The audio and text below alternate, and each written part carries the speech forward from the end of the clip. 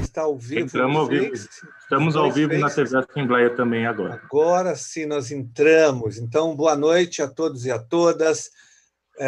Muito obrigado pela presença de vocês. Eu quero dizer que hoje nós faremos aqui uma conversa muito importante através das nossas redes sociais e também através da TV Alesp, porque é transmissão ao vivo pela TV, sobre os impactos perversos e nefastos do projeto de lei 529 de 2020 do governador Dória, que está tramitando na Assembleia Legislativa, que causará um verdadeiro desmonte dos serviços públicos do Estado de São Paulo, né? É um projeto, um dos piores projetos de todos os tempos do Estado de São Paulo, porque ele ataca várias áreas.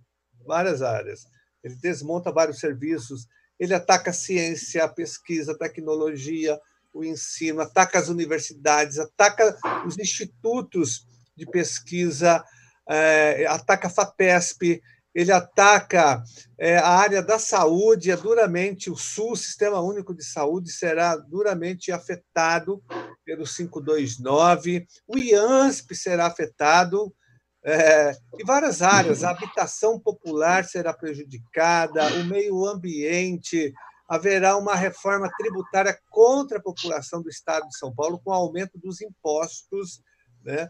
Haverá até a securitização, que o Celso conhece bastante. O Celso é especialista nessa área, porque ele é auditor fiscal da Prefeitura de São Paulo.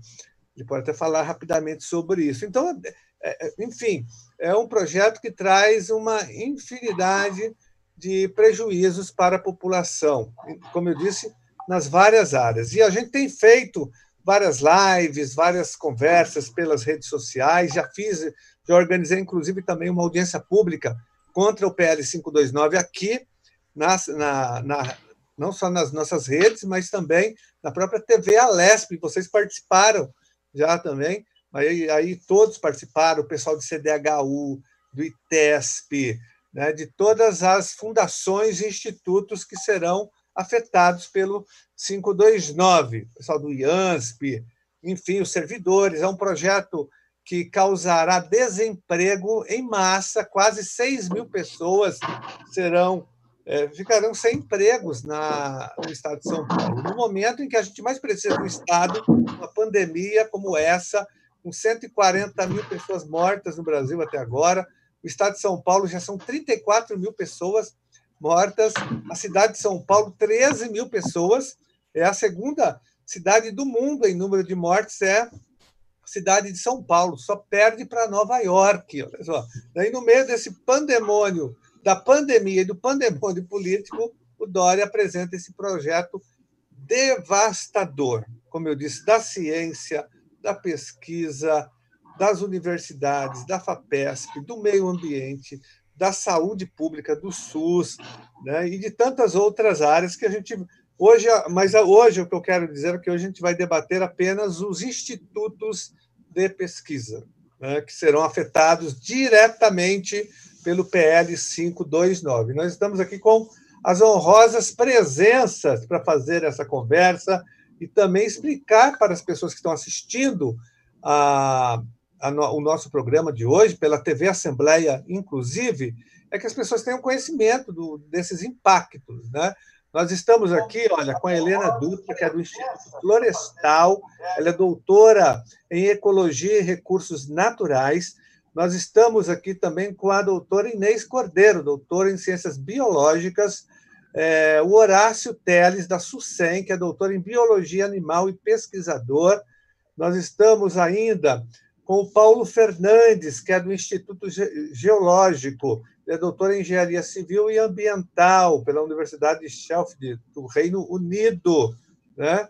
E nós estamos também com o João Paulo. O João Paulo, que está aqui, que é o presidente da Associação dos Pesquisadores dos Institutos aqui do Estado de São Paulo. O João Paulo é mestre em Biologia Vegetal. Estamos também com o vereador Celso Gianazzi, aqui da Câmara Municipal de São Paulo, que inclusive formou uma frente parlamentar na Câmara Municipal, utilizando o peso político da Câmara contra o PL 529. E é muito importante, Celso, que todas as câmaras municipais do Estado de São Paulo se manifestem contra esse PL 529, porque ele vai afetar o Estado inteiro. Todos os municípios serão afetados, né? Então, é muito importante. Eu sei que você saiu na frente, você foi protagonista nesse sentido, que sirva de exemplo para que as outras câmaras municipais também entrem nessa luta. Estamos aqui com o Vitor Guerreiro, fazendo aqui o acompanhamento técnico e pilotando o nosso aplicativo de hoje. Ele está lá no estúdio da TV Assembleia. Então, eu quero começar, como o vereador Celso Gianazzi vai ter que sair daqui a pouco, ele vai para uma outra atividade, então eu vou passar para ele fazer uma intervenção, uma saudação, e depois a gente já entra com vocês, tá bom? Celso. Ótimo. Primeiro, cumprimentar a todos, boa noite a todas e todos, cumprimentar essa iniciativa do deputado Carlos Gianazzi, muito importante esse debate aqui, e você trouxe pessoas, sim, altamente gabaritadas pelo currículo que você fala das pessoas que estão aqui hoje para esse debate, é muito enriquecedor para que as pessoas possam entender exatamente o que significa o PL 529. E a gente lê o projeto na sua essência, já li várias vezes, já li umas 10 vezes o projeto, e a gente vê o nível de ataque aos serviços públicos. Mas quando você ouve as pessoas que estão dentro dos institutos e trazendo as suas particularidades de cada um dos institutos, aí a gente fica mais assombrado ainda, porque o desmonte, a covardia desse projeto 529 contra a população do Estado de São Paulo é um absurdo, né? Porque ele promove um desmonte do serviço público, da pesquisa.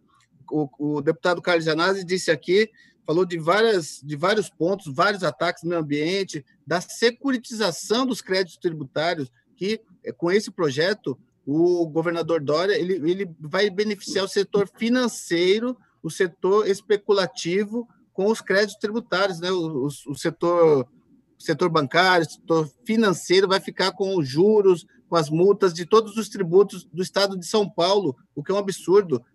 A população do Estado de São Paulo vai perder muito com isso, e além do que é um projeto, sob esse aspecto, é inconstitucional, né? A securitização.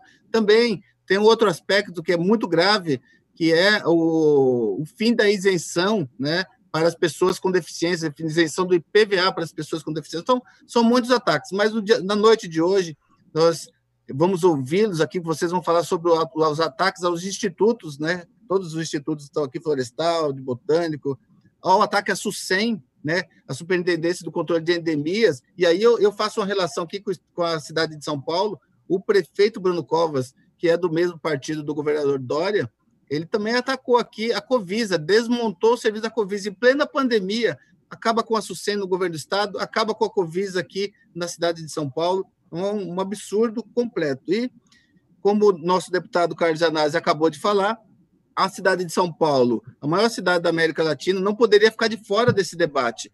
E muitos dos institutos, dos órgãos que estão sendo desmontados, estão na cidade de São Paulo. E, por isso, eu apresentei a Frente Parlamentar contra o PL 59, em defesa dos serviços públicos no Estado de São Paulo e, especificamente, na cidade de São Paulo. É a PR 21 de 2020, que cria a Frente Parlamentar contra o PL 529, para a gente fazer também, colocar a Câmara Municipal, os vereadores da Câmara Municipal, fazer uma pressão com os deputados, com o governador João Dória, para que a gente retire de pauta esse PL que destrói, na sua essência, os serviços públicos do Estado de São Paulo. Então, prazer muito enorme estar aqui com vocês, ouvi-los, e parabéns pela iniciativa, deputado Carlos Gianazzi.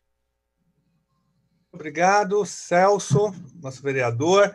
Ele vai ter que sair. Fique à vontade para essa hora que você precisar. Eu vou pedir uma licença para vocês. Muito obrigado e parabéns pela Frente Parlamentar. Repito que todos os vereadores que estão acompanhando aqui o programa pela TV Alesp se manifestem também, organizem movimentos em cada cidade, em cada município, contra o PL 529. Pressione os deputados estaduais das suas regiões, aí das suas cidades, dos seus partidos, para que eles votem contrariamente ao PL. Isso é importante. Então, eu quero conte com a nossa força na Câmara Municipal. Ótimo. Eu quero chamar, então, a doutora Inês Cordeiro, representando o Instituto Botânica. Me parece que o Instituto Botânica vai ser haverá uma fusão no Instituto Geológico, que é um absurdo total.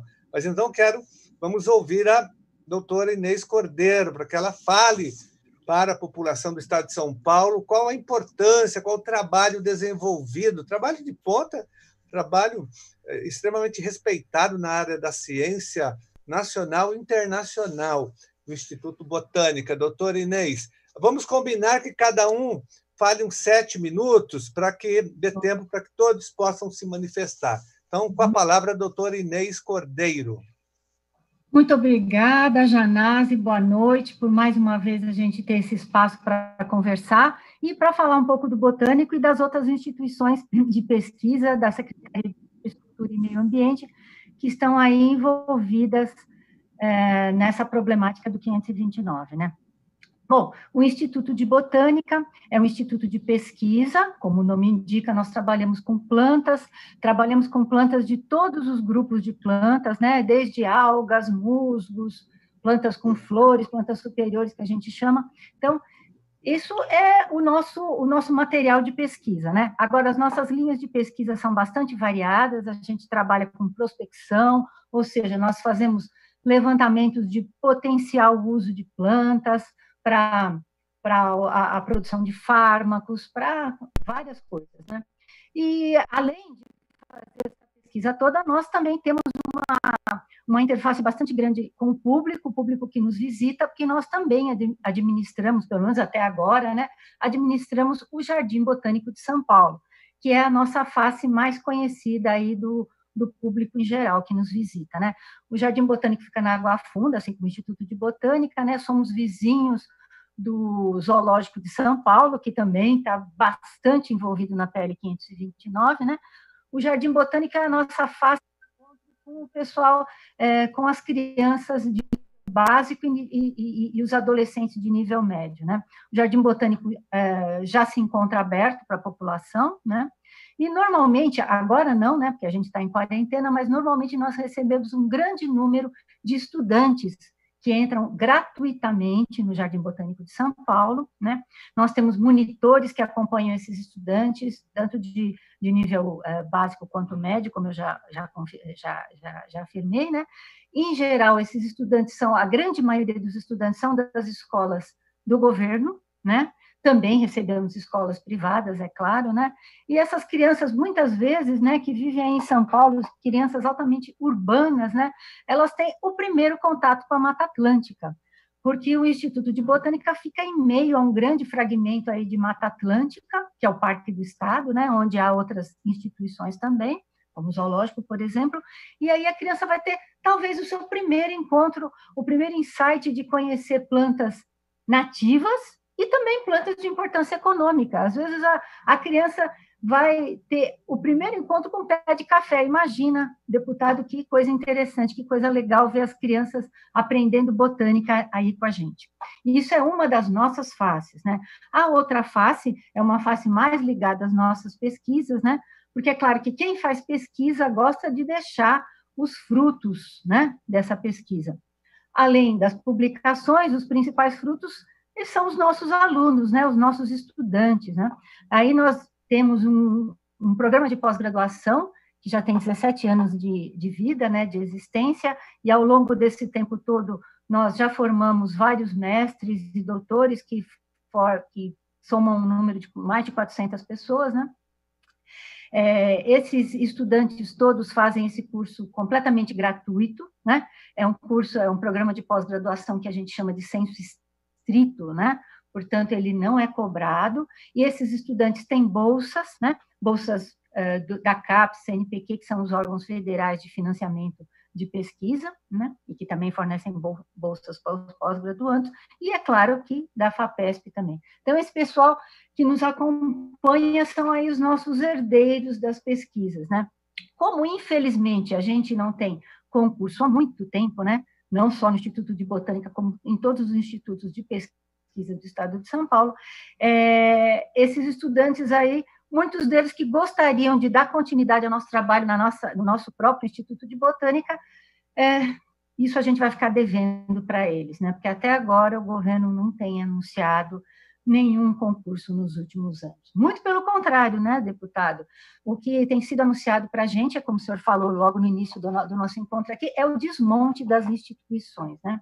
O Instituto de Botânica está sendo proposto, como você falou, a nossa fusão com o Instituto Geológico, que é outro instituto muito importante do estado de São Paulo, que desenvolve um trabalho que o meu colega Paulo vai falar logo em seguida. Está sendo proposta a nossa fusão não só com o Instituto Geológico, como também com o Instituto Florestal, que a doutora Helena também vai comentar sobre ele. São 3 institutos, cujas sedes estão no estado de São Paulo, né? O Instituto Florestal tem muitas mais outras dependências pelo interior de São Paulo, né? Mas essa proposta de fusão é uma proposta assim que, a princípio, para quem é de fora, pode parecer uma proposta muito brilhante, mas, na verdade, ela está sendo feita de sopetão, intempestivamente, como a gente fala, né? Uma proposta para a qual não houve estudo nenhum, não houve nenhuma audiência pública, nós, os pesquisadores, que somos os principais envolvidos, não fomos ouvidos, né, sobre a nossa opinião, sobre o que aconteceria com a gente, com os nossos serviços, né, principalmente com os serviços que a gente oferece para o público em geral e para o público que frequenta o nosso programa de pós-graduação, no caso específico do Instituto de Botânica. No caso dos outros institutos, outros serviços que a gente vai mencionar aqui. Então, a PL, ela intempestivamente, essa atitude do governo, vai simplesmente desmontar, gente. Há essa proposta de um novo instituto, mas, assim, propostas que são, assim, feitas muito rapidamente, a gente sabe que não levam a caminhos muito retos, né? Essa história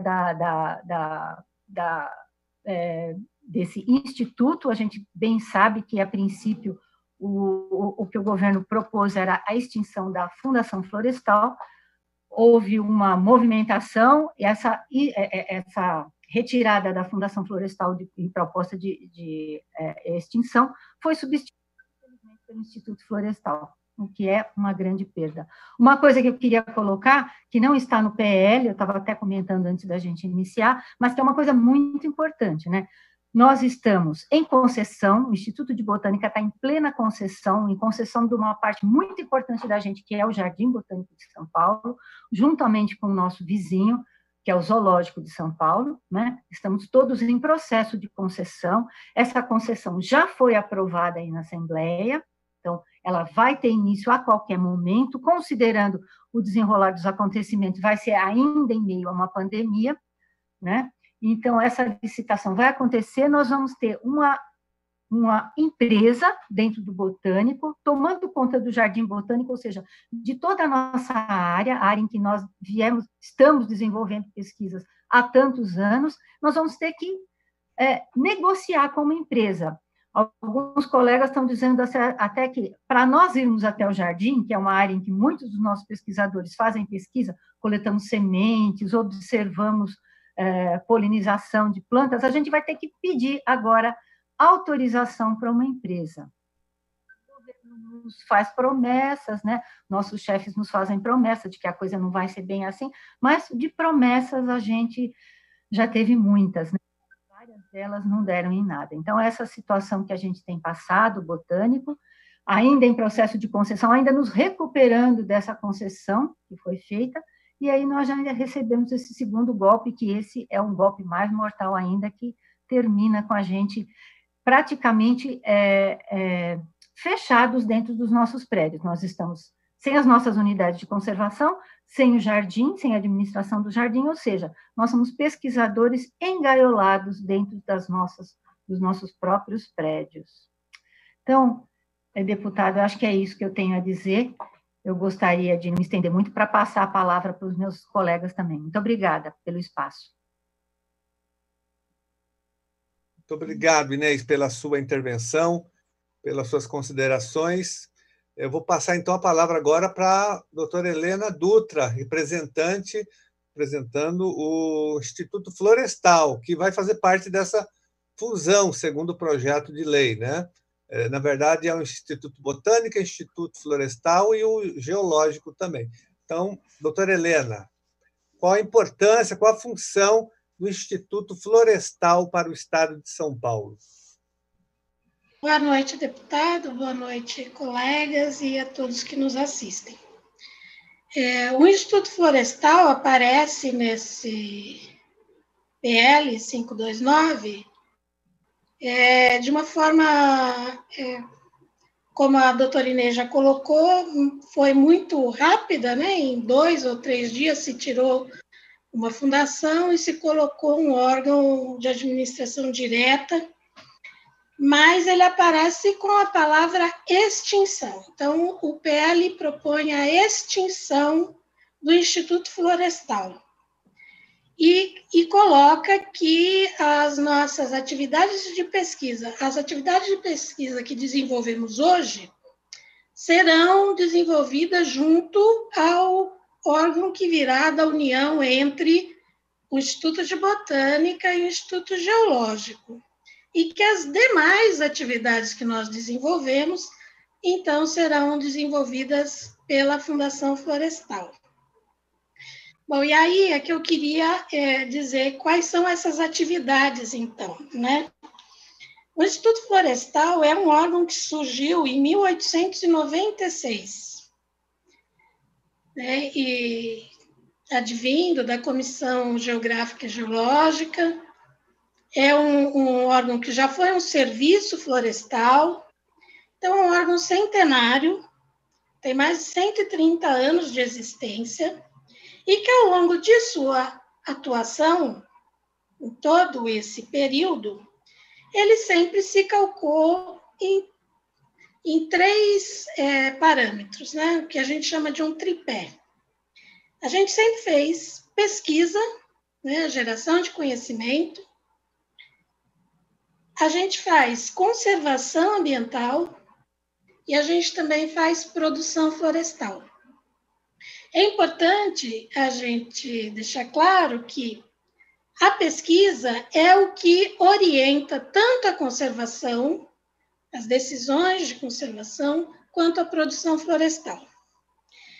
Bom, ao longo da sua existência, com base nesse desenvolvimento de pesquisa, o Instituto criou, no estado de São Paulo, uma rede de áreas protegidas que garantiu ou que propiciou a conservação dos diferentes ambientes existentes no estado. Então, o Instituto criou unidades de conservação entre parques e estações experimentais, estações ecológicas, perdão, que são as áreas de proteção integral, estações experimentais, florestas estaduais e outras categorias, como a gente chama categorias de manejo, ao longo dessa história. Então, isso vai desde o Parque Estadual da Ilha do Cardoso, lá em Cananéia, até o Parque Estadual do Morro do Diabo, em Teodoro Sampaio, no outro extremo do estado, né? Passando por todo o interior, pela capital, Parque Estadual da Cantareira, Serra do Mar. Isso garantiu que se conservasse áreas de Mata Atlântica, de Restinga, de Manguezal, de Cerrado, de Mata Mesófila, que são os ambientes presentes no estado originalmente. Então, a gente tem amostras remanescentes significativos desses ambientes presentes nessas unidades de conservação que o Instituto criou e administrou até 2006. Bom, hoje o Instituto administra 47 áreas protegidas, entre estações experimentais, que são as áreas para experimentação e pesquisa, e florestas, e estações ecológicas, e um parque estadual, que é o Parque Estadual Alberto Löfgren, onde fica localizada a sede do Instituto Florestal. Então, além de fazer conservação e ter pesquisa para isso, né, fazer a elaboração de planos de manejo, planejamento ambiental, que é necessário para se conservar essas áreas, o IF também desenvolve outras linhas de pesquisa. Uma delas é a silvicultura, né, a produção florestal com espécies exóticas, que também é bastante antiga no estado.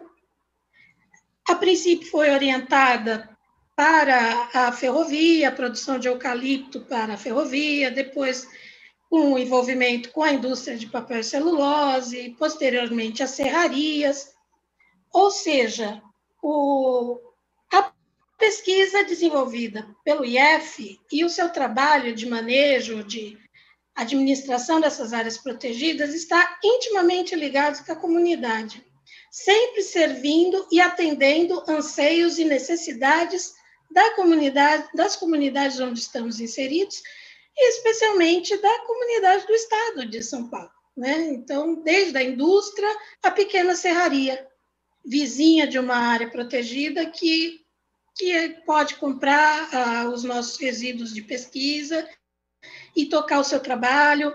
Então, ela tem uma inserção nos desenvolvimentos locais dessas áreas do interior, especialmente do estado. Nós atendemos também, fazemos trabalhos de uso público, de educação ambiental, trabalhamos na área de inventário florestal, que é uma das linhas desenvolvidas pelo IF há muito tempo e que foi lançado o último inventário do estado há coisa de um mês e pouco. É um inventário muito moderno, com a metodologia de ponta mesmo, com resultados muito interessantes. Tivemos essa semana ainda o lançamento de uma colega que trabalha na área de desenvolver uma metodologia para fiscalizar, né, o contrabando, o comércio ilegal de madeira advinda principalmente da Amazônia, através da identificação da madeira. Ela fez treinamento, capacitação da Polícia Ambiental do Estado para poder impedir ou minimizar esse tipo de estrago, né? Então, a gente colabora, inclusive, com a conservação da Amazônia.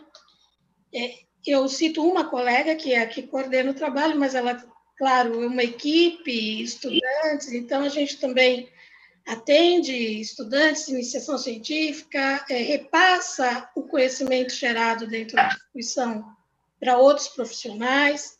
Muitos colegas atuam em áreas de pós-graduação, orientam e tudo. Então, a gente passa esse conhecimento à frente, né? Bom, em linhas muito gerais, é isso, mas eu gostaria, sim, de deixar ressaltar alguns pontos. Primeiro, o IF tem 550, mais ou menos, 550 funcionários, todos estatutários. Portanto, a extinção do IF não implicará em nenhuma economia para o Estado, não de imediato para socorrer a questão da pandemia, como é dito no PL. O IF é um órgão que gera recurso financeiro.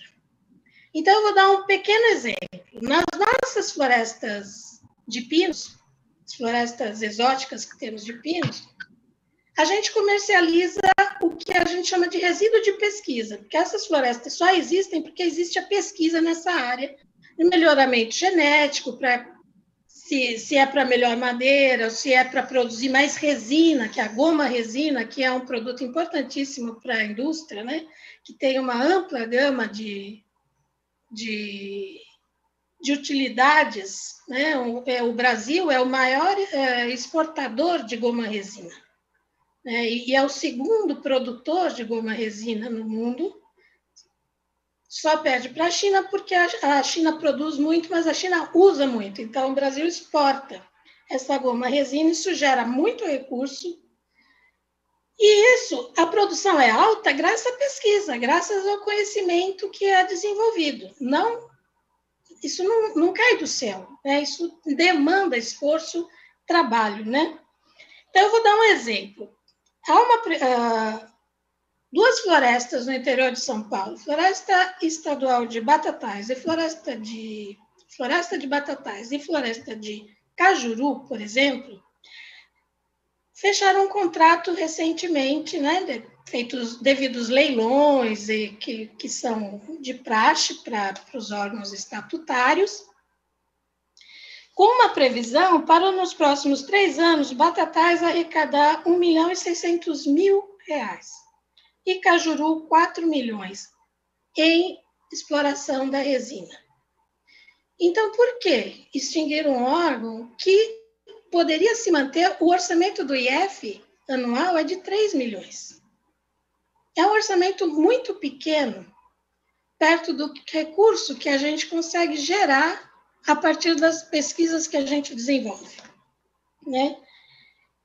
Outras tecnologias desenvolvidas, como, por exemplo, as casas pré-moldadas, desenvolvidas pelo IF, o modelo de casa pré-moldada, para aproveitamento de madeira de diâmetro pequeno, que a gente tem uma unidade industrial em Manduri, Floresta de Manduri. Então, um município pequeno, que desenvolveu várias serrarias ao entorno da unidade IF, que vivem em função da tecnologia desenvolvida pela instituição, dessas casas pré-moldadas feitas em madeira de pinos. Tem uma influência muito grande na região. E essas áreas vão ficar muito fragilizadas se elas saírem das mãos de um órgão de administração direta, de um órgão como o IF, um órgão de pesquisa, e passarem para as mãos de uma fundação, que poderá comercializar. Essa resina, por exemplo, que eu citei, ela é resultado do trabalho dos pesquisadores que atuam na instituição. Ela não é apenas um produto a ser comercializado da melhor forma, por melhor preço, mais facilmente por uma fundação do que por uma instituição de pesquisa, né?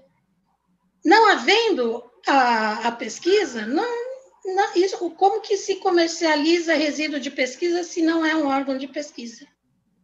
Então, há muitas controvérsias, né, nesse PL, e talvez o IF, especialmente por ter entrado no último momento, e acredito que, inclusive, por colocar o IF no último momento, se arrastou os demais institutos de pesquisa da Secretaria do Meio Ambiente, porque acho que é isso que é importante ressaltar.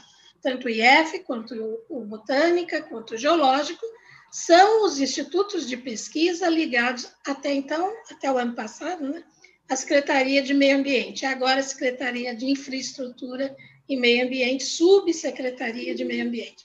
Ou seja, o meio ambiente agora é sub, né? E fica bem claro que não é relevante, que não é importante ciência, não é importante educação, não é importante pesquisa, não é importante meio ambiente.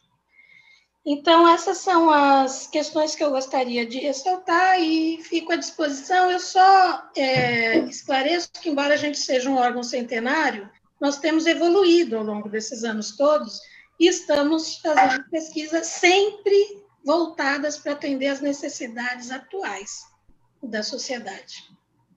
Obrigada, deputado. Obrigado, Helena Dutra, do Instituto Florestal.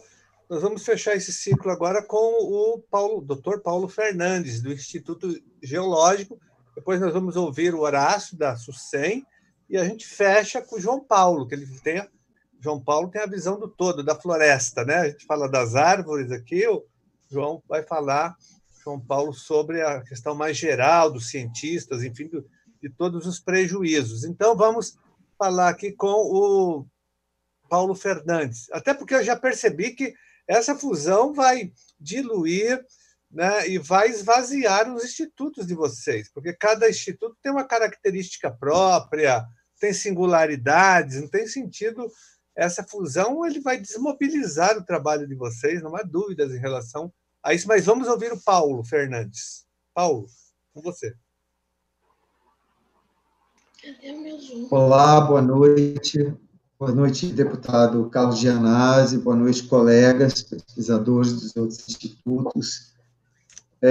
Primeiramente, quero agradecer a oportunidade da gente expor a nossa situação, as circunstâncias, poder debater um pouquinho isso com vocês por aqui. O Instituto Geológico dos três institutos, ele é o que tem um pouco a característica um pouquinho diferente. Tanto o Botânico quanto o Florestal lidam com a parte mais biótica, com o bio, com a fauna, com a flora, especialmente os dois, Instituto Geológico trabalha com a parte abiótica do meio ambiente. Então, a gente cuida do substrato, da rocha, do solo, das águas. Essa é a expertise principal.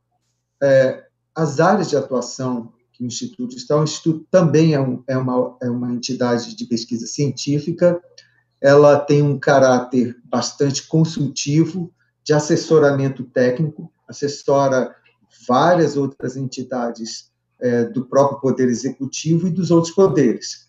Muito do que a gente faz, ele é feito para alimentar, para dar subsídio técnico para políticas públicas, para regulação, para normatização, órgãos que a gente trabalha interagindo, a CETESB, a Coordenadoria de Fiscalização e Biodiversidade, a Coordenadoria de Planejamento e Licenciamento Ambiental, e as nossas interfaces com os outros institutos e com a própria Fundação Florestal, que foi preservada da extinção, como a colega Inês e também a colega Helena colocaram, que é na parte de planos de manejo.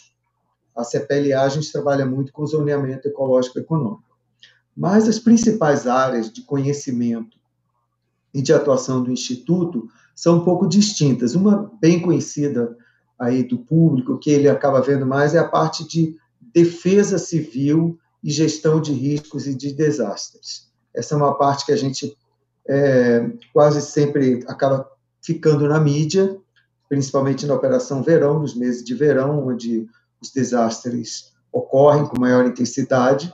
Nós temos uma equipe especializada que fica de plantão esses 4 meses, às vezes se estende devido às mudanças climáticas. Fora isso, ao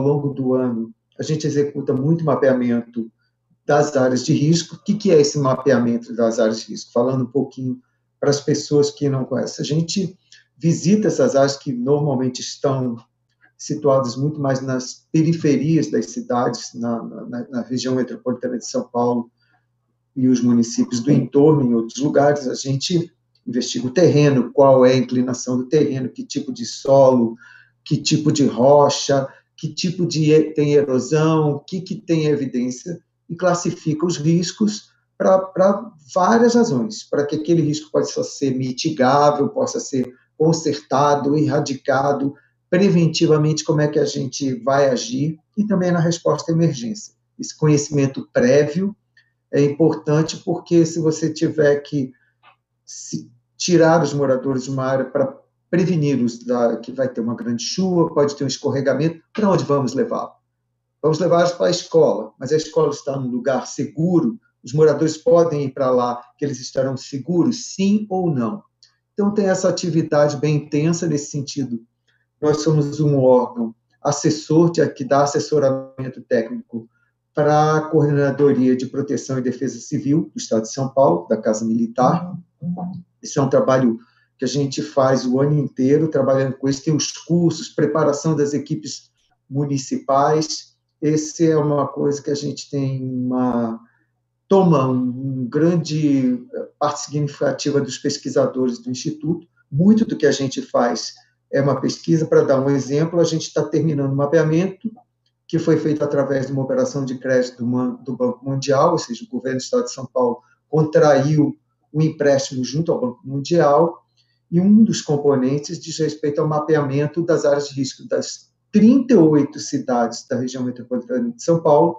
Um dia após o PL ser enviado aí para a LESP, nós entregamos os resultados de 11 municípios, numa cerimônia online lá no Palácio, com a presença do titular da pasta, o Marcos Penido, e a presença do chefe da Casa Militar, Walter Niacas. Estamos entregando os resultados para aqueles 11 municípios, com um dia antes, sabendo que o Instituto Geológico vai ser fundido, como propõe o PL, com o Instituto de Botânica e com o Instituto Florestal, e que não significa apenas fechar um órgão de maneira assim, um pouco subrepetícia e indireta, é acabar com uma área do conhecimento dentro da estrutura do Estado de São Paulo. As geociências desaparecerá com a fusão que se pretende fazer. Outras áreas que são importantes falar, uma coisinha que eu estou me esquecendo. Daqui uns 2 meses, mais 27 municípios da região metropolitana de São Paulo, e esse estudo, que foi executado através de um consórcio, em que o Instituto Geológico foi o que desenhou todos os editais, propôs a metodologia, isso é feita com pesquisa científica, para propor o método como isso é mapeado. Ele abrange também toda a infraestrutura rodoviária que liga o Planalto à Baixada Santista, ao Porto de Santos, e também ao Litoral Norte e o Porto de São Sebastião. Isso mostra a relevância, só falei de uma área.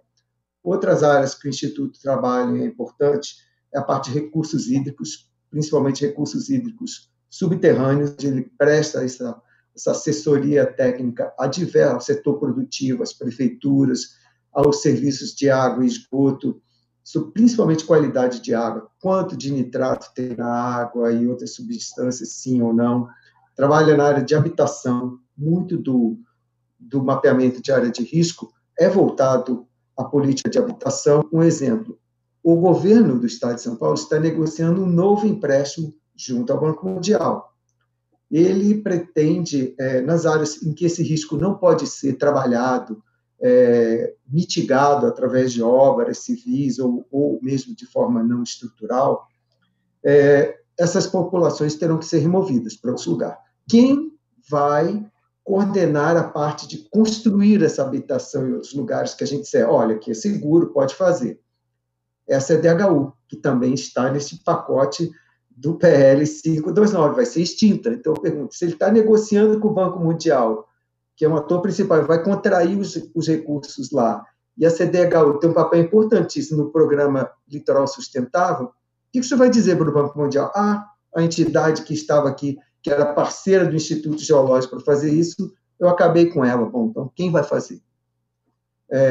Outra parte, assim, a parte, digamos, da ciência mais básica, que, por exemplo, que dá um suporte técnico aos planos de manejo das unidades de conservação, e é onde nós temos a interface com os outros institutos. Essa parte das águas, qual é a dinâmica nas áreas de relevo kárstico das cavernas, isso indica que política de conservação, de proteção dessas cavernas deve ser feita, isso é algo que o Instituto também faz. Mas, então, eu vou mais para o problema que nós temos em relação ao projeto de lei. Primeira coisa, é interessante dizer como... Oi. Paulo, só uma pergunta. Não está ouvindo? Vocês assessoram também as estatais nas grandes obras, do metrô, Rodoanel, vocês participam do assessoramento com informações? Sim, já fomos consultados quando tinha o projeto do trem de alta velocidade. Muito do que nós fazemos, com base nessa experiência que tivemos, que foi meio um novo paradigma de gestão, o IG foi o gestor técnico desses 2 grandes contratos de mapeamento e avaliação de áreas de risco aplicado aos núcleos residenciais e também à infraestrutura rodoviária, desse trecho que eu te indiquei. Essa experiência permitiu que a metodologia que a gente aplica para isso, que é bem high-tech, é muito uso de imagens, de sistema de informação geográfica, acoplando valores econômicos aos centros de risco, aos trechos de rodovia. Essa metodologia tem despertado interesse de outros setores produtivos, setor de transporte, setor rodoviário, concessionárias do setor rodoviário interessados no trabalho que a gente faz, e também o próprio setor sucroalcooleiro é outro que está interessado. Nós estamos começando nessa parte, seguindo a linha da política de inovação tecnológica, que o governo incentiva essas parcerias conosco, mas aí eu já pego o gancho para o problema que vai além da fusão, que é o problema que está no artigo 17, que é a proposta do governo, contida no PL, de se apropriar dos recursos dos fundos especiais de despesa ao final de cada exercício. Ora, qual é esse problema? O Fundo Especial de Despesa são as receitas próprias que os institutos geram. Não é um contrassenso ele dizer, produza mais, faça mais, pesquise, desenvolva, aplique a metodologia, a sua pesquisa científica, venda serviços de alta especialização para o setor produtivo. Bacana, a gente acha isso interessante, Mas se você pega a minha produtividade e acaba com a minha capacidade de investir na minha própria infraestrutura, nos meus próprios equipamentos, não faz sentido. Essa política é suicida. Tem um contrassenso nisso, né? Todos querem um Estado eficiente. Nós estamos na linha do uso eficiente dos recursos públicos. E, nesse sentido, eu posso te dizer o seguinte: as receitas próprias do IG, como os orçamentos, o valor do tesouro, aquele que o contribuinte realmente deixa no cofre público, ele tem sido contingenciado gradativamente ao longo dos anos. Até o ano passado, o quanto o IG custa, já eram cobertos metade, um pouquinho mais do que a metade, pela receita própria. Agora, neste ano de 2020, os recursos próprios do IG, incluindo os investimentos que a gente faz em equipamento e infraestrutura, chegou a 85% de todo o custo do IG. Então, nós somos quase autossuficientes. Então, se a medida tem um cunho econômico, eu pergunto, onde está a economia? Se eu sou autossuficiente, se a minha perspectiva é de aumentar a minha produtividade, você vai dizer, não, mas o que você conseguir a mais, eu vou pegar ao final de qual exercício? Qual o senso econômico? Eu estou me atendo aqui aos conceitos que regem o atual governo. Negocial, mercantil. Eu perguntaria para ele, porque eu não estou aqui, nós do Instituto Geológico, como as duas colegas colocaram, tanto a doutora Inês e a doutora Helena, a gente não está aqui por uma posição corporativista para dizer, olha, você vai acabar com o meu posto de trabalho, você vai acabar com o meu salário. Não. A gente está aqui lutando pela prestação do serviço, pela aplicação das pesquisas que nós fazemos para a sociedade, para o próprio Poder Executivo e outros, como no caso do IG, ele é chamado várias vezes para atuar pela sua especialização, a dar laudos, pareceres técnicos para o Ministério Público, para o Poder Judiciário, para as câmaras municipais, para a própria Alesp, a gente tem que dar parecer, porque às vezes o deputado nos pergunta alguma coisa, olha, vocês têm como ver, tem esse problema lá, está tendo uma erosão, tem uma água subterrânea lá que estão tirando muita água, está baixando a água dos poços, de todo mundo. Esses são os tipos de problemas cotidianos onde essa pesquisa, essa especialização que nós temos é utilizada. Então, sem me estender muito, mais uma vez, assim, querendo agradecer a você por esse espaço que a gente possa falar, qual é o grande risco dessa fusão? Desaparecer a área de geociências. No caso do serviço, do assessoramento que a gente dá para a Defesa Civil, para a Casa Militar, ele é imediato. Dezembro começa a Operação Verão, e se a gente fica nesse limbo, não, porque um dos grandes problemas é que, além de tudo isso que a gente está falando aqui, factível de acontecer, o projeto de lei 529/20 chegou para os senhores deputados sem um estudo prévio, sem qualquer análise de viabilidade técnica, operacional, financeira e econômica que se vai fazer. Estou falando novamente em termos negociais, o beabá do ambiente negocial, assim, se eu vou fundir empresas, se eu vou adquirir uma empresa, se eu vou desativar e desmobilizar uma unidade de negócio, a primeira coisa que eu faço sendo um acionista é pedir ao Conselho de Administração, poderiam proceder um estudo de viabilidade técnica e econômica dessas medidas que nós vamos fazer, porém isso não acontece. Como os colegas bem pontuaram antes de mim, é um projeto intempestivo, que ele procura responder a uma demanda pessoal, me parece, do governador do Estado, em relação à eleição que está em 2022. É o que parece. Espero que todos os deputados possam fazer uma reflexão, porque a eficiência não se resume apenas aos números, que mesmo pelos números há controvérsias, não são convincentes, particularmente porque não há um estudo prévio sobre isso. É um projeto de lei que acaba aumentando impostos. Isto não está no discurso que todos ouvimos acerca do governo e daqueles da base governista tampouco. E essa eficiência pode custar muito caro para a sociedade e para o próprio setor produtivo. com quem a gente conversa. Mais uma vez, eu repito, nós temos uma interface, sim, com o Instituto, mas existem características, como você bem pontuou antes da minha fala, de cada um, de especificidades, de espaço físico, de campo de atuação e do próprio material e escopo da pesquisa de cada um. E o grande problema do PL é que, para fazer algum agrado, não sabemos direito a quem, vamos fundir aqui, olha, mantenha a Fundação Florestal, pega esses 3 institutos e funde eles. O que eu posso afirmar categoricamente ao contribuinte que, porventura, esteja assistindo aqui e aos seus deputados, é que não é pegar 3 instituições, colocar todas dentro de um prédio e todos os custos e despesas se resumem a 1/3 do que havia antes. Esta lógica não existe. Do ponto negocial, inclusive, ela me parece implausível.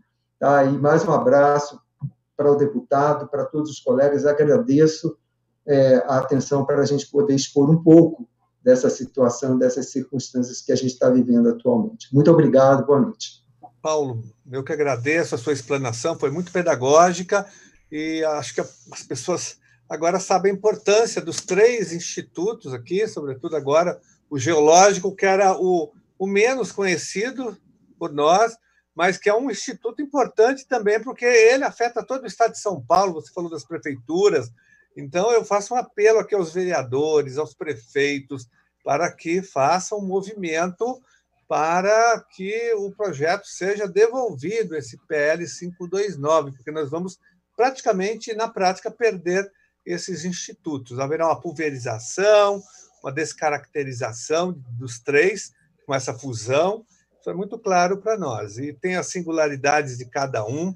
Né? E você levantou também, Paulo, uma questão importante, que é o do confisco dos fundos, do superávit. Isso é importante também ressaltar, né? E isso quebra os institutos, do ponto de vista do financiamento. O mesmo vai acontecer com as universidades, a USP, a Unicamp, a Unesp, a FAPESP, também terão seus fundos sequestrados, confiscados pelo PL 529, e até mesmo os fundos do TJ, Tribunal de Justiça, do Ministério Público, da PGE, da Procuradoria-Geral, da Defensoria, que é pior, a Defensoria vive só de fundos.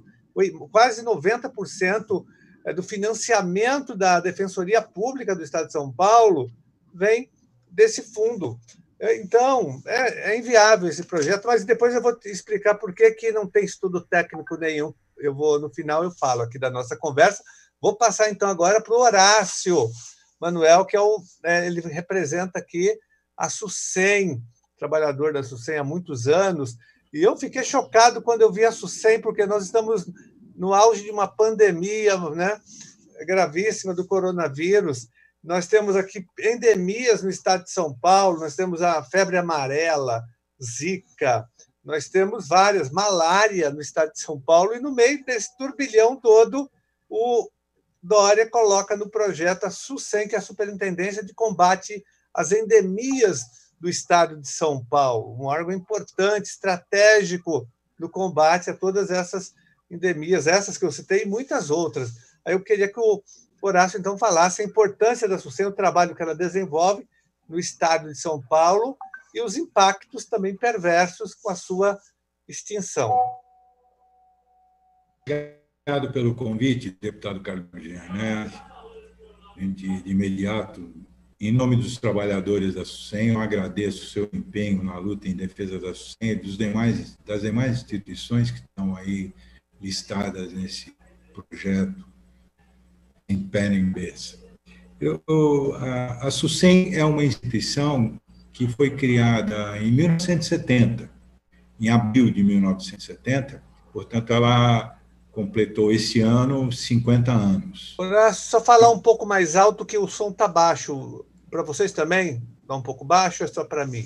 Está um pouco baixo o seu som. Eu vou tentar falar aqui, melhorou? Melhorou, isso, melhor. Tá. Então, a SUSEM, ela completou 50 anos este ano, e ela foi criada basicamente com a premissa de promover o controle e o estudo e pesquisa pesquisas sobre endemias que, nessa época, assolavam o estado de São Paulo, como a doença de Chagas, a malária, a esquistossomose, doenças que têm uma peculiaridade importante, são doenças que, nas suas formas crônicas, reduzem a capacidade de trabalho dos indivíduos, das pessoas que moram nessas áreas onde a doença se transmite. Então, a SUSEM foi criada para minimizar o impacto econômico que essas doenças causam para o desenvolvimento econômico do estado de São Paulo. Basicamente, foi essa a essência da criação da SUSEM. Ela reuniu uma série de instituições, até então, que trabalhavam isoladamente, sobre a marca SUSEM. E, ao longo desses 50 anos, a SUSEM adquiriu uma capacidade de resolução de problemas que é invejada no Brasil e em muitos países do mundo. Ela se tornou uma referência importantíssima em diversas áreas do conhecimento, com pesquisadores reconhecidos nacional e internacionalmente, e com um corpo de trabalho, um grupo de trabalho de profissionais de alta capacidade. Nós temos lá 38 pesquisadores na ativa e temos mais ou menos 1.200 outros trabalhadores de apoio à pesquisa, de campo, laboratório, enfim, da área operacional, que é o coração da SUSEM, é o que faz a SUSEM em busca dos problemas e tentar a resolução dos problemas. Então, só para ter uma ideia do resultado do trabalho da SUSEM, a SUSEM, lá no final, lá no meio dos anos 80, ela já, em 80, já tinha conseguido interromper a transmissão da doença de Chagas pelo barbeiro, que é o inseto que transmite a doença dentro das residências, à noite, quando a pessoa está dormindo. Então, em meio dos anos 80, a SUSEM já tinha feito um trabalho que resultou na interrupção dessa transmissão. Essa doença não tem tratamento nem cura até hoje. E as pessoas, na sua forma crônica, não têm condição de trabalho. Então, além de não ter capacidade produtiva, como o governo gosta, ainda gera despesa para o Estado, porque ela exige um atendimento de saúde permanente. E a SUSEM atuou nisso.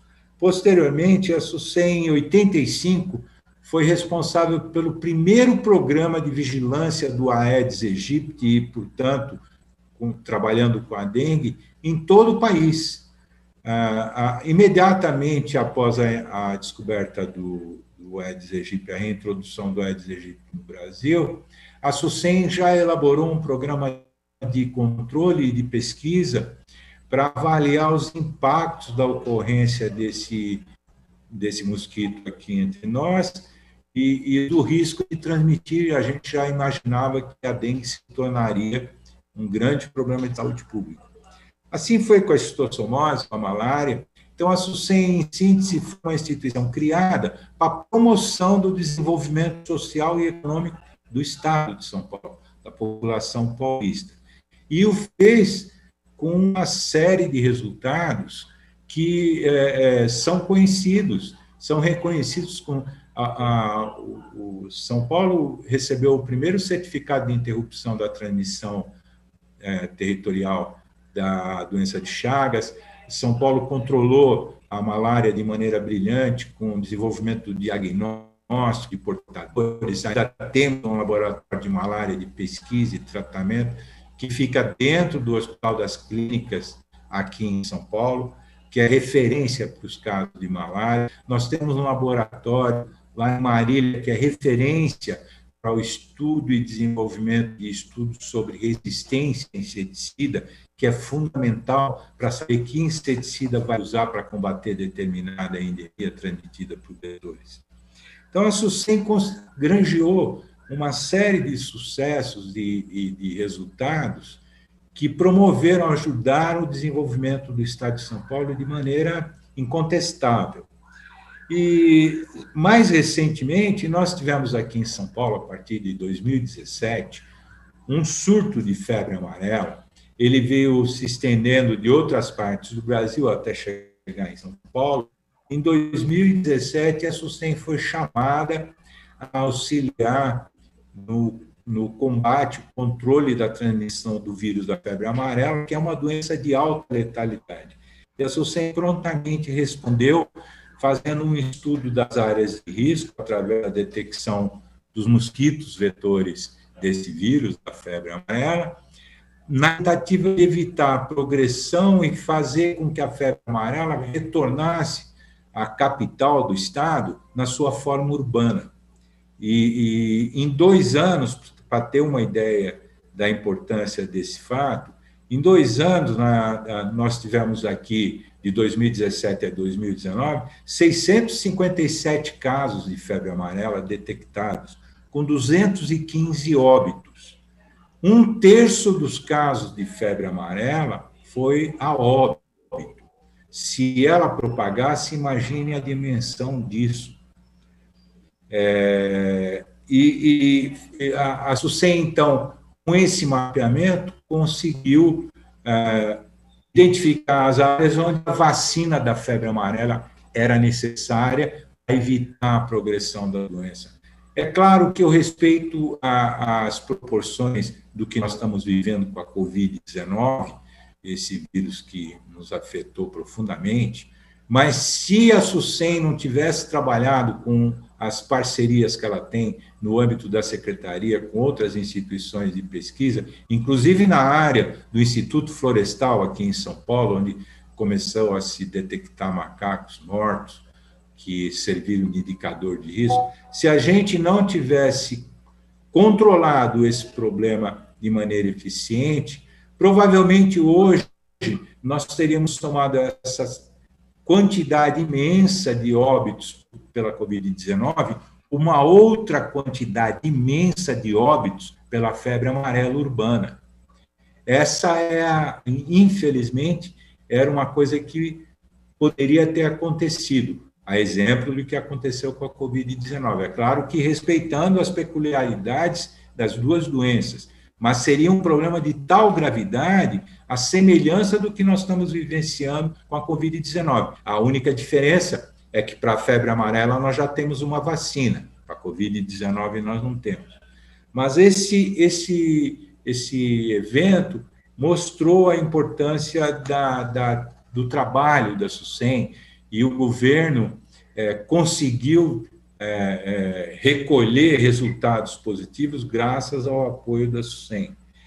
Depois nós tivemos outros eventos que foram com a febre maculosa, que é uma doença causada por uma bactéria também muito agressiva, que a SUSEM prontamente, por ter já no seu quadro pesquisadores com habilidade para trabalhar sobre esse assunto e pessoal de campo e laboratório, conseguiu intervir de uma maneira importante na vigilância desse problema, mas para ter uma ideia, de 2017 para cá, nós tivemos 160 casos de febre maculosa detectados até 2019.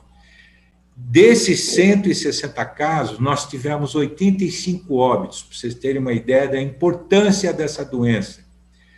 Mais de 50% dos casos de febre amarela terminaram em morte. E a SUSEM prontamente atuou no diagnóstico, indicando o tratamento adequado para esses casos, e vem atuando até hoje para reduzir o número de óbitos nessas doenças. Então, o que eu quero dizer é o seguinte: pensar na desativação, na extinção de uma instituição como a SUSEM, eu diria que é um indicador importantíssimo de duas coisas. Ou o desconhecimento completo da situação sanitária de saúde de São Paulo, ou algum outro interesse econômico que não se justifica em números. A SUSEM tem um orçamento, ela não gera economia financeira, mas ela tem um orçamento que, calculado em vidas que permanecem a partir dos trabalhos da SUSEM, não tem como medir. Como eu falei anteriormente, algumas dessas doenças, tem umas graves que levam a óbito e outras que geram pessoas infectadas para o resto da vida, com nenhuma capacidade produtiva e com a obrigação de que o Estado tenha que atender essas pessoas por um longo período. Então, eu não consigo ver nenhuma lógica em extinguir uma instituição como a SUSEM e de seu pessoal sem ter a justificativa. Nós não sabemos até agora na SUSEM o que acontecerá com uma parte do nosso grupo de trabalho importantíssima, que são os desinsetizadores. Essas pessoas que são treinadas, capacitadas, especializadas para orientar os municípios e auxiliar os municípios no controle da dengue, nós não sabemos o que vai acontecer com essas pessoas. A secretaria não tem no seu corpo técnico nenhum profissional que seja capacitado para desenvolver a atividade que os nossos desinsetizadores desenvolvem. E como isto ficará? No projeto encaminhado para a Assembleia, não há nenhuma sombra de fato que fale assim, olha, nós vamos fazer tal coisa com esse pessoal. Nós não sabemos. É o completo desconhecimento do que acontece com esse grupo de pessoas de extrema importância. E eu quero aqui salientar um outro detalhe.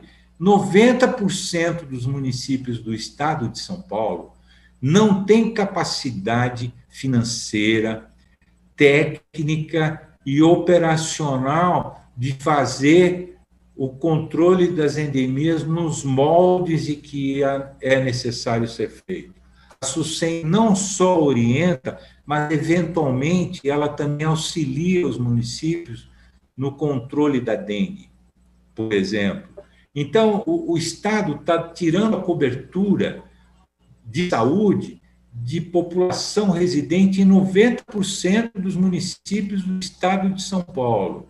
Eu não tenho esse cálculo, mas eu diria que mais de 40% ou até 50% da população do estado de São Paulo ficará descoberta deste trabalho importantíssimo que esse grupo de pessoas desenvolve. Fora isso, as pesquisas vão perder a base de andamento dos seus projetos. Nós temos projetos em andamento que não terão como ser continuados. A interrupção desses estudos deixa de dar respostas que nós temos necessidade de ter para aprimorar o controle e a vigilância dessas doenças endêmicas. Então, a gente continua estupefato com essa situação que, como já foi dito aqui pelos colegas que me antecederam, sem nenhum planejamento prévio. Nós não sabemos, nem os pesquisadores que têm sua estabilidade de trabalho, no momento da extinção da SUSEM, ninguém sabe para onde vai. Aí alguém pode falar, não, vai ficar todo mundo no mesmo lugar. Mas que lugar? Como? Os nossos laboratórios ficarão estacionados no mesmo lugar? Tudo bem, mas a gente vai atuar de que maneira? Qual será a nossa interface? Quer dizer, o pesquisador na SUSEM e os demais trabalhadores da SUSEM não são ilhas, eles trabalham ligados em necessidades que vêm da sociedade. Então, tudo bem, nada acontece com esse grupo de pesquisadores que tem estabilidade, alguns outros que também têm, mas o que acontece com os outros 1.200? Ficam ligados a quem? Nós temos bases em 10 regiões do estado de São Paulo. Cada região cobre um número grande de municípios. Eles ficarão aonde? Na sede, vão ficar em São José do Rio Preto, vão ficar em Ribeirão Preto, e o resto do estado? Vão ficar em Presidente Prudente? Quem atende aqueles municípios do entorno desses municípios maiores? Nós não sabemos. Isso não consta, nem indicativo de como isso será feito. E eu quero aqui manifestar também a minha estranheza, é que num momento como esse, parece que quem propôs esse projeto, que o deputado classifica como nefasto, e eu concordo, esse projeto, quando foi elaborado, parece que foi feito por alguém que não mora no âmbito do Estado de São Paulo. Eu vou terminar dando um simples exemplo. Em 2019, nós tivemos no Estado de São Paulo mais de 437 mil casos de dengue. Isto em 2019. Em 2020, até a época de entrada da pandemia, nós já tínhamos mais de 50 mil casos de dengue notificados no estado de São Paulo. O resumo da ópera é que, junto com a Covid, está acontecendo dengue aqui no estado de São Paulo. E, eventualmente, com desfecho que não é bom. A dengue, eventualmente, pode levar a óbito também. Eu só vou citar um exemplo recente de um surto que nós tivemos de dengue no município de Ribeirão Preto, agora, em 2020, onde foram diagnosticados ali, até abril, mais de 14 mil casos de dengue. Esse número é maior do que o município de Ribeirão Preto registrou em todo o ano de 2019. Então, essa é a situação que está vindo junto com esse projeto 529 para o estado de São Paulo. Este é o presente que nós estamos ganhando juntamente com a Covid. Eu fico à vontade de dizer que nós temos dois momentos importantes que afetam a saúde nesse estado de São Paulo atualmente. Um é a Covid-19, o outro poderá ser esse projeto 529. E o dano dele, se aprovado, irreversível para a população paulista. Então, eu vou terminar por aqui, porque eu fico até emocionado. Eu estou na SUSEM desde 1983. Eu já passei por todos os tempos, por vários governos. Eu trabalho na saúde desde 1979. Eu já vi tudo que podia ter visto na saúde, mas eu não vi nada parecido com isso. Já vi boato de extinção de Butantan, de privatização do Adolfo Lutz, a gente já ouviu de tudo. Agora, eu não vi nunca nada parecido com esse PL.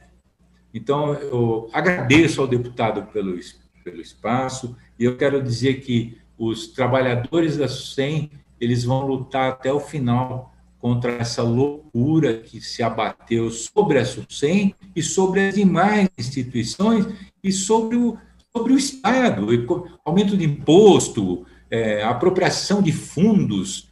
Quer dizer, o Estado foi tomado por uma loucura generalizada. Obrigado pela atenção de todos. Obrigado, Horácio, pela sua intervenção. Horácio, só queria aqui fazer duas rápidas considerações. A primeira é que, junto com a SUSEM, também o PL 529 extingue a FURP, que é a Fábrica do Remédio Popular, que é na área da saúde, e também o Oncocentro, a Fundação Oncocentro de São Paulo, que é algo criminoso que eles vão fazer com o Oncocentro, que é uma fundação importante que faz pesquisa e diagnóstico de câncer, mas, sobretudo, produz prótese, fabrica prótese para a população pobre, carente do estado de São Paulo pelo SUS, pessoas que fizeram cirurgia da cabeça, do pescoço.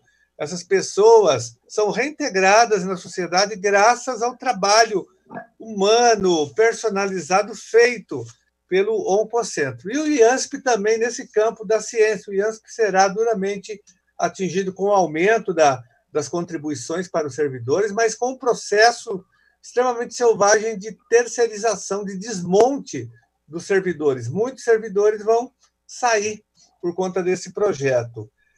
E também dizer o seguinte, que o governo está tão certo que ele vai aprovar o projeto, que ele já está se adiantando com esse desmonte. Eu tenho aqui, você que passou, inclusive, essa portaria número 16 da Coordenadoria de Controle de Doenças, né, instituindo um comitê de transição da Superintendência de Controle de Endemia, SUSEM, para a Coordenadoria de Controle de Doenças. E cita aqui a publicação do PL 529, ele já cita.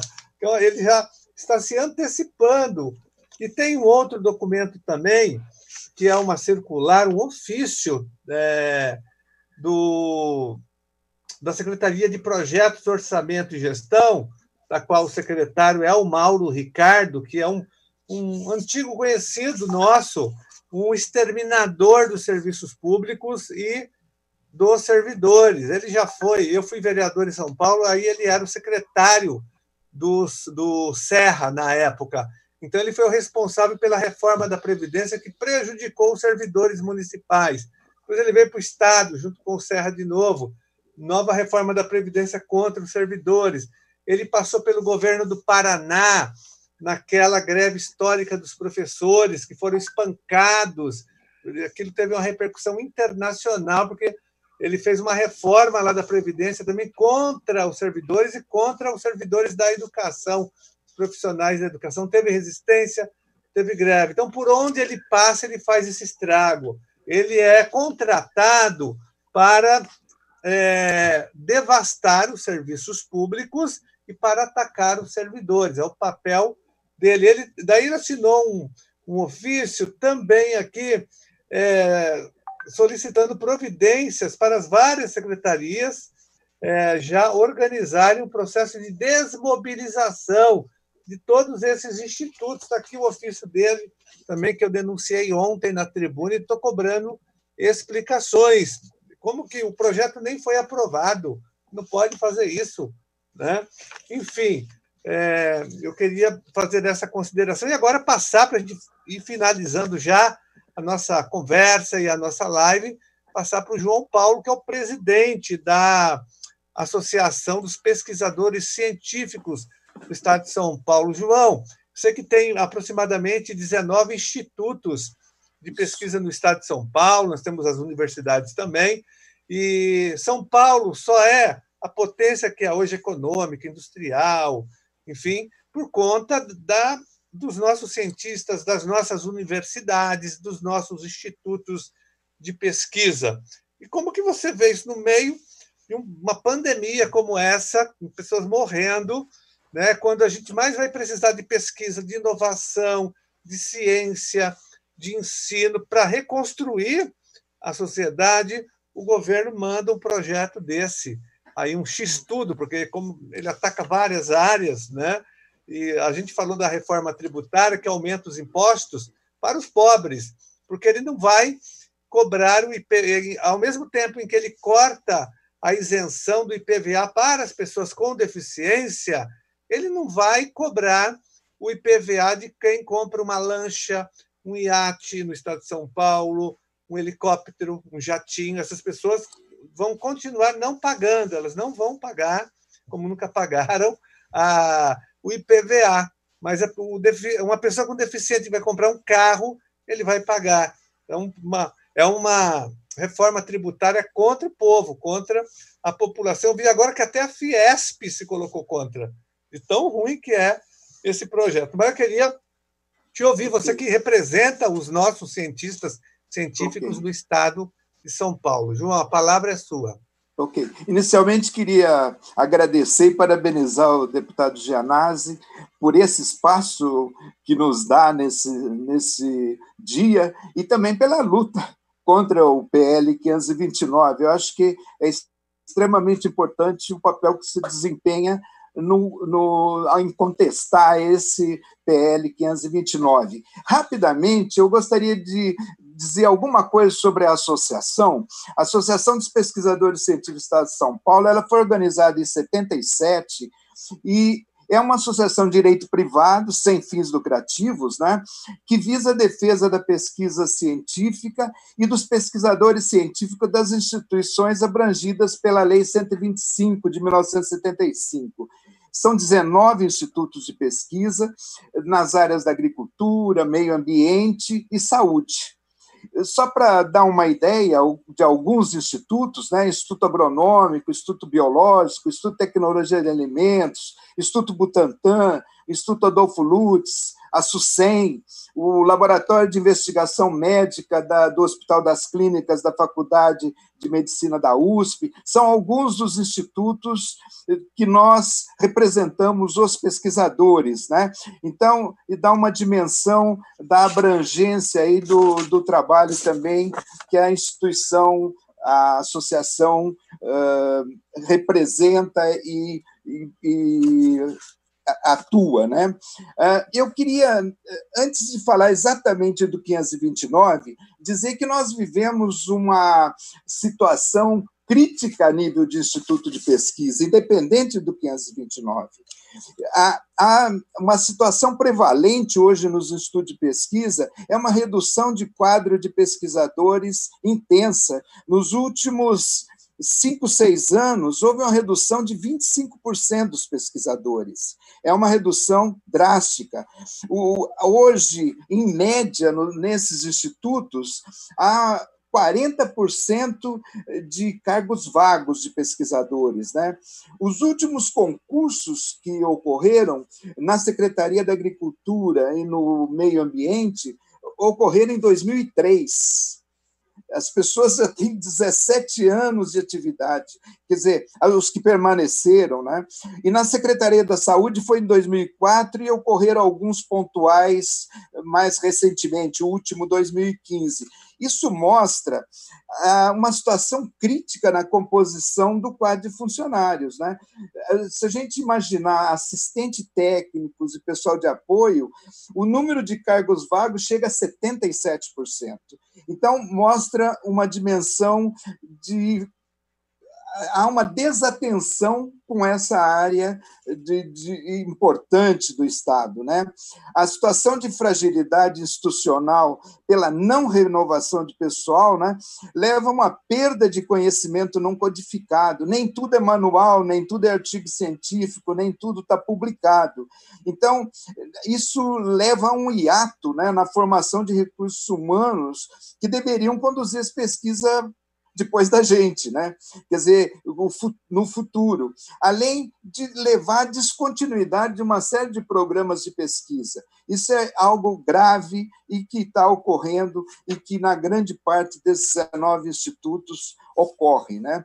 A gente lembra que, recentemente, o Instituto Adolfo Lutz foi exposto a uma situação crítica aí, quando ele tinha que fazer diagnóstico laboratorial da Covid, né?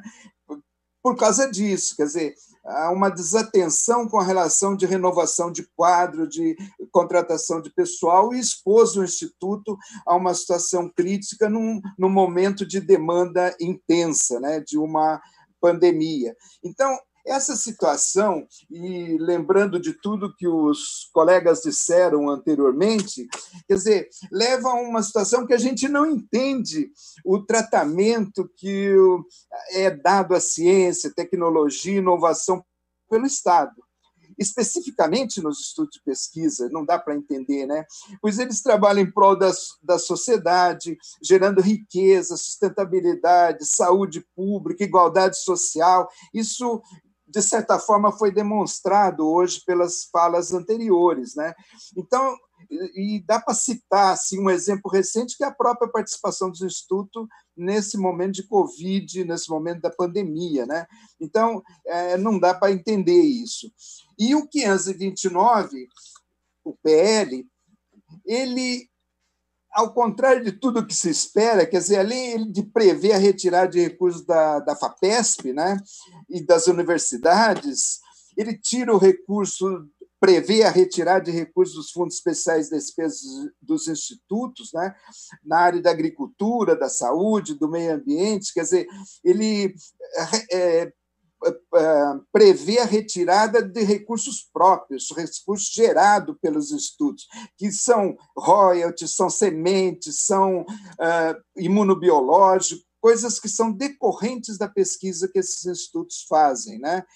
E nós não estamos fazendo uma defesa corporativa, defendendo emprego ou nosso como pesquisador, né, nessa fala. O que nós estamos fazendo é dizer que nós entendemos a austeridade de que se deva ter fiscal nesse momento de pandemia e de maior eficiência também no uso de recursos públicos, isso é importante, mas a extinção da SUSEM, a extinção do florestal, a criação de um novo instituto, que a gente não sabe muito bem o que será, com a extinção que é um pouco escondida no projeto, mas que ocorrerá do geológico e do botânico, se isso for efetivado, né? Isso vai implicar numa impensado retrocesso, não só da política de ciência e tecnologia de São Paulo, mas também da recuperação econômica e da própria diminuição da desigualdade social no estado de São Paulo, né? Esse, eu acho que é um alerta que deve ser feito. A gente lembraria que a extinção, que as extinções que são previstas aí, ela aponta por uma desestruturação da área de ciências e tecnologia e inovação no Estado, né? Destrói ao invés de corrigir, de reestruturar, de adequar. Ela não economiza.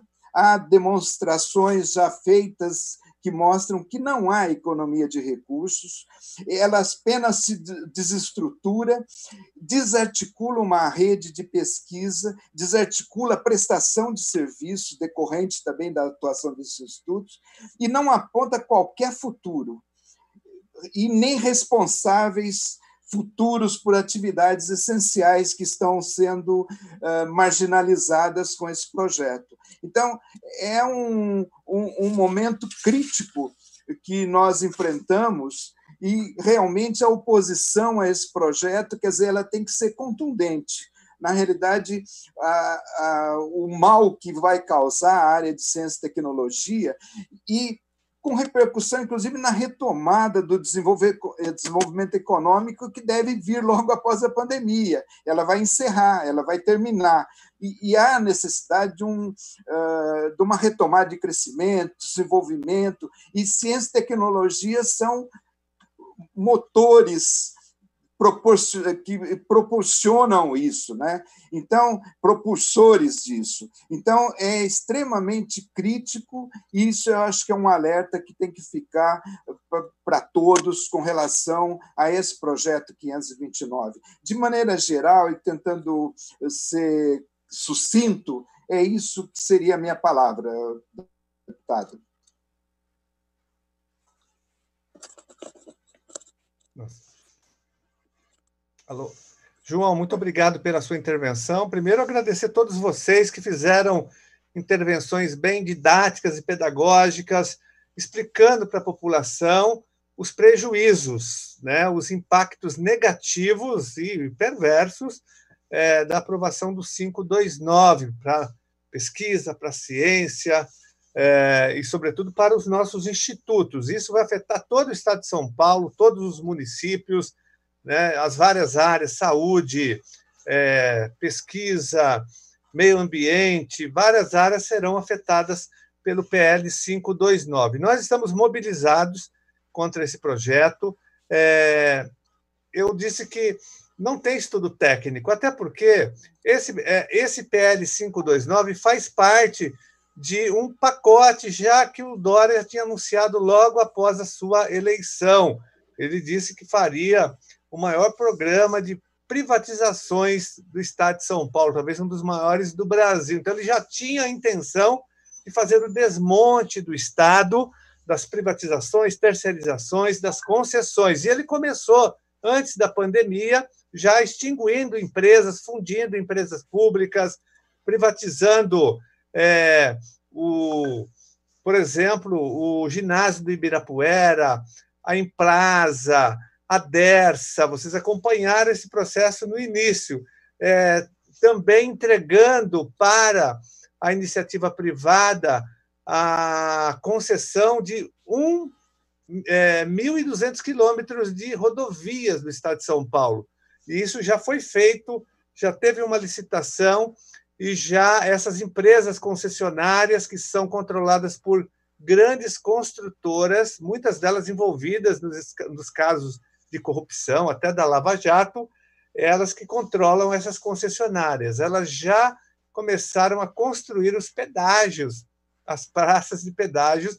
Nós vamos ter, além das existentes, nós teremos agora mais 60 praças de pedágios no estado de São Paulo, né? intensificando assim. São Paulo já é o estado que tem o maior número de pedágios da América Latina. Agora nós vamos ter mais 60. Então, isso vai intensificar o que? A farra dos pedágios no estado de São Paulo. O custo de vida vai ficar mais caro, a cesta básica vai pegar da região de Piracicaba até Panorama, 1.200 quilômetros. Pense, então, faz parte de um grande projeto de desmonte. Ele apresentou esse projeto 529 sem uma justificativa plausível, não tem estudo técnico, não tem nada. Ele só fala que é por conta do ajuste fiscal, porque haverá um déficit no ano que vem de 10 bilhões e 400 milhões de reais, o mesmo que ele disse em relação à reforma da Previdência, que foi aprovada agora no início do ano, que nós também obstruímos bastante, é o mesmo valor. Então, na verdade, por detrás desses 529 existe uma proposta, né, que é uma proposta ideológica já antiga do PSDB aqui em São Paulo. Desde que o PSDB chega ao governo estadual, em 95, com o Covas, começa o processo de desmonte do Estado. Eles vieram intensificando. Não foi diferente com o Alckmin, com o Serra, isso foi muito profundo também. Só que o Dória acelerou esse processo. Só que ele acelerou mais ainda agora na pandemia, como ele fez também no pouco tempo em que ele ficou na prefeitura de São Paulo. Então, o desmonte, eles trouxeram o Mauro Ricardo justamente para isso. Então, eles não estão preocupados com justificativa, com estudo técnico, eles querem passar o rolo compressor, né? E vão atacar essas instituições todas, a não ser que haja mobilização, que a população reaja, e é o que nós estamos fazendo. Então, o que nós estamos fazendo? Nós organizamos 3 frentes de combate ao PL 529. A primeira é dentro da Lesp, junto aos deputados, não só da oposição, mas também nós temos dissidências, nós temos pessoas que são próximas à base do governo, que são contra o projeto, têm dificuldade de votar, porque é um projeto muito indigesto, e elas vão se desgastar no interior, nas suas regiões, porque vão ter que justificar um projeto tão ruim como esse. Tem a questão de CDHU. Tem municípios que têm metade das casas construídas por CDHU, não? Que depende de CDHU para ter habitação popular. Por exemplo, pegando um caso aqui, que é importante, que é a habitação popular, que mexe com toda a população do Estado, a população pobre, carente, que ganha até 2 salários mínimos. É essa população que, né, tem acesso a uma casa graças à existência de CDHU. Sem CDHU, eles vão entregar isso para o mercado, para as grandes empreiteiras, daí essas pessoas ficam de fora desses financiamentos. Então, a nossa frente de luta interna é para obstruir o projeto, não deixar o projeto ser votado. Não foi à toa que mais de 620 emendas foram protocoladas por vários deputados e partidos. Primeiro, então nós estamos num processo interno de obstrução, embora o projeto, como ele vem em regime de urgência, na terça-feira que vem ele já pode, independentemente de ter passado ou não pelas comissões, ele já pode entrar em discussão e votação. Ele tem que ter uma discussão de 6 horas, mas o presidente da Lesp, a partir de terça-feira, porque seria segunda-feira o prazo, mas segunda não tem votação na Lesp, então começa na terça, ele já pode, na ordem do dia, colocar. Do ponto de vista legal, as condições estão dadas pelo prazo, né? Agora, o trâmite nas comissões, por conta do regime de urgência, não é necessário esse trâmite, mas nem tem que ter parecer, ele pode votar a seco ou pode apresentar uma emenda aglutinativa, fazendo modificações, que é o mais provável que aconteça. Isso a partir de terça-feira. Então, o nosso movimento interno é esse. Tem outro movimento que é no judiciário. Nós estamos judicializando, logicamente. Logo que o projeto foi protocolado, eu ingressei com uma representação do Ministério Público Estadual na Promotoria do Patrimônio Público, e nós estamos solicitando agora uma audiência pública, mas lá no Ministério Público, com as entidades, com representantes do governo, até porque até o MP será prejudicado com esse projeto, porque ele perde uma parte do seu fundo também. Haverá um sequestro, confisco do fundo especial do Ministério Público. Então, nós queremos que o MP entre também nessa história, né? Eu tenho certeza que ele vai entrar. E a terceira frente de luta é essa, é a popular, é a social, dos movimentos, das manifestações, já tem uma forte participação do movimento estudantil por conta das universidades e da pesquisa. Nós temos o movimento sindical, que é muito forte, está participando. Nós temos entidades da sociedade civil organizada de fora também, de movimentos populares, porque a população será afetada. Então, nosso desafio é organizar um grande movimento. Já existem câmaras municipais fazendo moções de repúdio ao PL 529, criando também base local municipal contra o PL, pressionando os deputados nas suas regiões. Então, um deputado lá de Ribeirão Preto, por exemplo, se ele votar no projeto, ele será denunciado. A foto dele vai aparecer, o nome dele também na internet, né, em cartazes, como um traidor, como um deputado contra o Estado de São Paulo, contra a prestação dos serviços públicos. Então, essa é uma mobilização da sociedade. Ela é a mais importante das três frentes. A terceira frente que eu citei aqui, da qual vocês fazem parte, inclusive, vocês estão amplamente mobilizados e fazendo um trabalho de esclarecimento, né, para a população. E nós vamos continuar com essa luta, pessoal. O tempo todo nós vamos derrotar esse PL, porque ele é tão perverso e nefasto que até mesmo eu tenho conversado muito com deputados do governo, até ligados diretamente ao tucanato, eles estão com dificuldades, viu? Estão falando, olha, o projeto é muito ruim, né? Não é fácil para a Assembleia Legislativa, para esses deputados votar um projeto que vai devastar a prestação de serviços públicos do Estado de São Paulo, que vai atacar a ciência, a pesquisa, a inovação, a tecnologia, vai atacar as nossas universidades. As três universidades do Estado de São Paulo, a USP, a Unicamp e a Unesp, são responsáveis por 40% da pesquisa realizada no Brasil na área do coronavírus. Só para a gente ter uma ideia da importância delas. A USP é responsável sozinha por 20% da pesquisa realizada em todo o Brasil, de uma forma geral. Nós temos a FAPESP, que financia a pesquisa. Então, isso é um prejuízo enorme, é um ataque frontal, né? Ataque ao meio ambiente, privatização de parques estaduais. O Alckmin já tinha feito o trabalho sujo, ele privatizou florestas, Caverna do Diabo foi privatizada, e agora ele ataca aqui principalmente a capital e a Grande São Paulo, privatizando os nossos parques. O Parque da Água Branca, e lá dentro tem o Instituto de Pesca, né, que será afetado. Enfim, tem a questão da reforma tributária, da securitização, que o vereador Celso Gianazzi falou, que é inconstitucional também. O artigo 14 é inconstitucional, porque fere a autonomia das universidades públicas. Enfim, então, por isso que a gente está judicializando também, né? Então, é isso, pessoal. Quero agradecer muito a participação de vocês, da Inês, do Horácio, da Helena, do Paulo Fernandes, do João Paulo, do Vitor Guerreiro, que estava pilotando aqui o aplicativo e conduzindo os trabalhos aí pela TV Assembleia. Eu tenho certeza que as pessoas entenderam bastante a importância dos institutos e tenho certeza que isso vai ajudar muito na mobilização.